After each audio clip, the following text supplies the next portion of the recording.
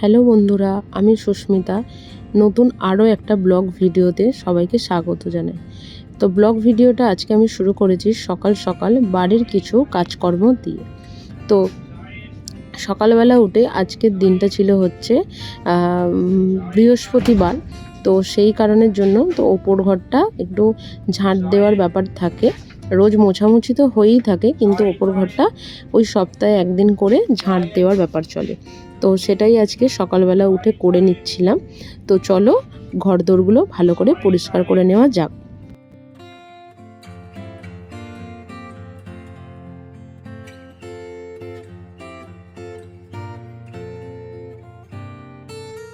তো এরপর আমি কিছু প্যাকিংয়ের কাজ নিয়ে আজকে বসে পড়েছিলাম। সকাল সকাল ঘুম থেকে উঠলে কিন্তু খুব সকাল সকাল সারাদিনের কাজগুলোও কিন্তু খুব তাড়াতাড়ি হয়ে যায়। একটু দেরি করে উঠলে ওই মানে হুটোপাটি করে তাড়াহুড়ো করে কাজ করতে গেলে কাজ বাড়ে বই কমে বলে আমার মনে হয় না। তাই সকাল সকাল উঠে ছাদে কিছু জামা কাপড়ও দিয়ে এসেছিলাম আগের দিনকার। তো সেইগুলোকে রোদ থেকে আনতে চলে গেছিলাম। তো সকালবেলাটা এখন দেখে মনে হচ্ছে হয়তো অনেকটা বেলা হয়ে গেছে, কিন্তু এখন বেশি বেলা হয়নি, ওই 7:30 কি 7:45 বাজে। কিন্তু চারিদিকে রোদ দেখছো, একদম ঝাঁ চকচক করছে। তো এরপর কাজকর্ম সমস্ত কিছু সেরে এসে করে নিয়েছিলাম হচ্ছে একটু চা। তো প্রথমে বাবার চাটা ঢেলে নিচ্ছিলাম। বাবার চাটা ঢেলে নিয়ে বাবাকে চাটা দিয়ে এসেছিলাম। এরপর নিজের চাটাও ঢেলে নিয়ে চা খাবার সময়টা নিজে করে নিয়েছিলাম।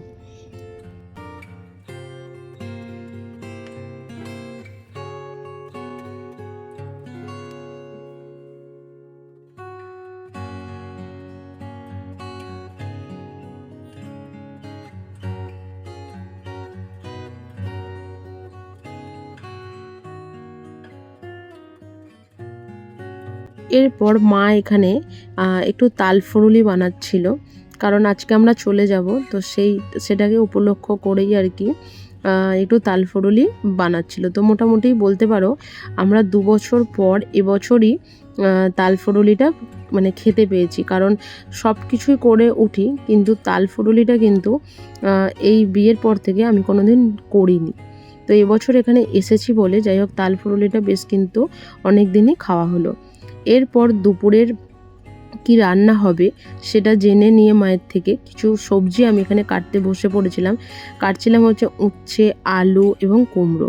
তো চলো সবজিগুলোকে কেটে নেওয়া যাক।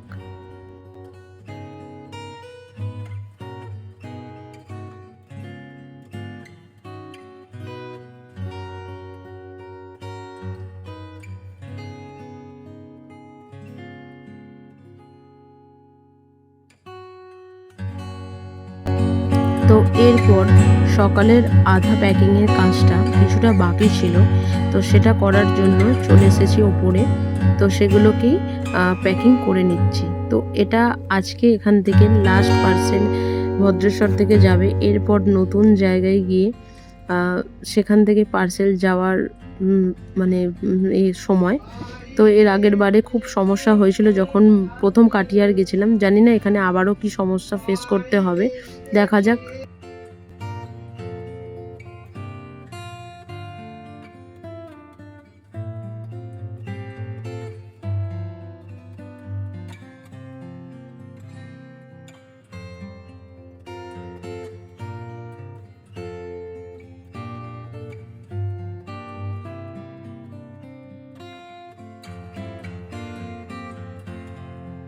তো এরপর বেলায় কিছু জামা কাপড় কাচতে দিয়েছিলাম, তো সেগুলোকেই নিয়ে চলে এসেছি ওপরে শুকাতে দিতে।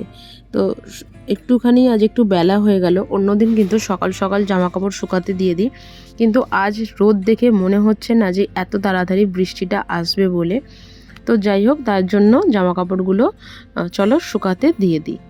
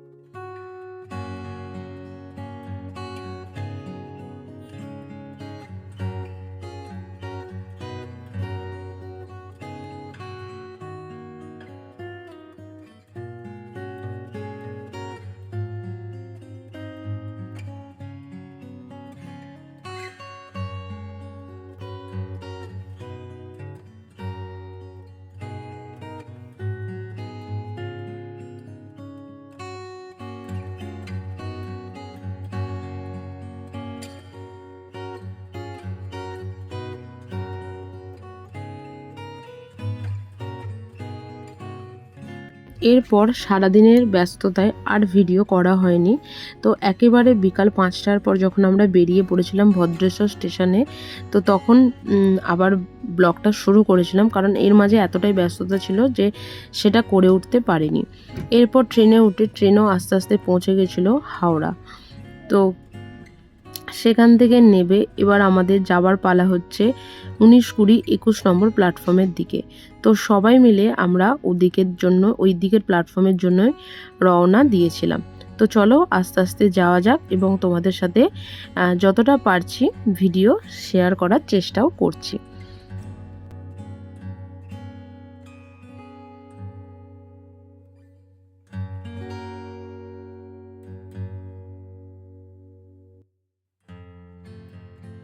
তো এরপর 19, 20 দিকে আসতে না আসতেই আমরা দেখলাম বোর্ডে বা অ্যানাউন্সমেন্ট করে দিয়েছে 21 নম্বর প্ল্যাটফর্মে হাওড়া মুম্বাই মেল, যেটার নাম্বার হচ্ছে 12-810, সেটা অলরেডি আসছে। তো আমরা আস্তে আস্তে প্ল্যাটফর্মের দিকেই এগিয়ে যাচ্ছিলাম, গিয়ে সেখানে দাঁড়াচ্ছিলাম। তো মোটামুটি 5 মিনিট দাঁড়াবার পরেই ট্রেন কিন্তু ঢুকে গেছিলো।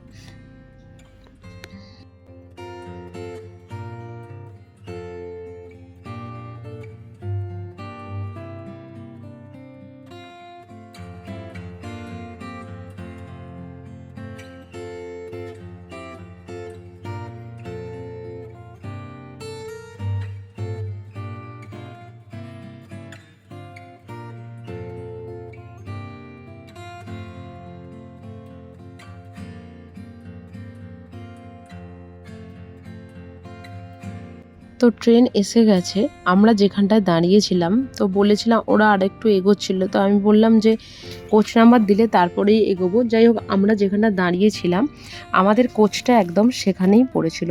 কোচ নাম্বার ছিল H1। তো ছোটোবেলা থেকেই বা কোনো একটা সময় থেকে যখন ট্রেনে উঠতে শুরু করি, সেই সময় থেকেই না খুব ফার্স্ট ক্লাস এসিতে চাপার একটা শখ ছিল। সেকেন্ড ক্লাস বা থার্ড ক্লাসে উঠেছি অনেকবারই। তো এবারে আমাদের ছোট্ট যে টুনটুন, তার জন্য এই ট্রেনের টিকিটটা কাটা হয়েছিল যে তাকে নিয়ে যাব বলে।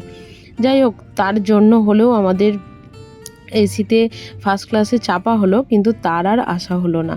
তো সবাই মিলে, আমার এই ছোট্ট বোনটি, মা, 2 মা সবাই মিলেই উঠছিল, যেন মনে হচ্ছিল ওরাই যাবে আর আমি এসেছি ওদেরকে তুলে দিতে। তো যাই হোক, ওরা আমাদেরকে তুলে দেওয়ার জন্য ট্রেনে উঠে পড়েছিল। আমার মায়েরও খুব ইচ্ছা ছিল যে দেখার, যে এরকম দেখবো যে এসি এরকম ফার্স্ট ক্লাস কোচটা কেমন হয়। তো আমাকে বাড়িতেই বলেছিল, আমরা ট্রেনে উঠতে পারবো তো, দেখতে পারবো তো? আমি বলেছিলাম যে হ্যাঁ অবশ্যই, ট্রেন তো অনেকক্ষণই দাঁড়াবে, তো তুমি উঠে দেখো। তো সেটাই ওরা দেখে একটু নিচে নেমে গেছিলো।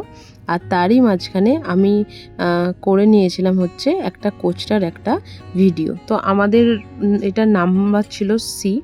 তো এখানে 4টে সিট ছিল।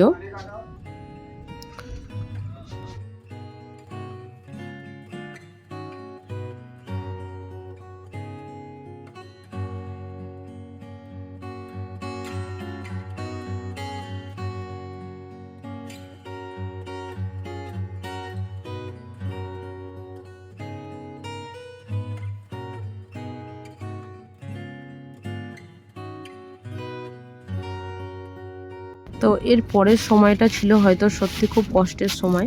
ট্রেন ছাড়ারও সময় হয়ে গেছিলো, ট্রেন অলরেডি ছেড়েও দিয়েছিল। তো সবাইকে টাটা বাই বাই করে এই জার্নিটা অন্তত শুরু করলাম, আর ওরাও আস্তে আস্তে চলে গেছিলো। তারপর ট্রেনের মধ্যে বসে খুব অল্প সময় একটু গল্প করছিলাম নিজেদের মধ্যে। তো তারপর আস্তে আস্তে মোটামুটি তখন প্রায় 8টা, 8:30 বেজে গেছিলো। এরপর রাতের ডিনারটাও আমরা করে নিচ্ছিলাম। তো রাতের ডিনারটা আমরা মোটামুটি বাড়ি থেকেই এনেছিলাম, রুটি, আলুর দম, মিষ্টি, তো সমস্ত কিছু আমরা এখানে রাতের ডিনার হিসেবে করে নিয়েছিলাম। এরপর ওই যে সিটটা রয়েছে, এটা আমরা জানতাম না যে ওটাকে ওইভাবে পাতা যায়। তো যে অ্যাটেন্ডার ছিল, তো উনি বললেন তো ওটাকে আপনারা পেতে নিন, তাতে সিটটা কী হবে আরও একটু চওড়া হয়ে যাবে। তো এইভাবেই আজকের ব্লগটা এখানেই শেষ করলাম। ভালো থাকবেন, সুস্থ থাকবেন, দেখা হবে নতুন আরও একটা ব্লগে। তো টাটা, ভালো থাকবেন।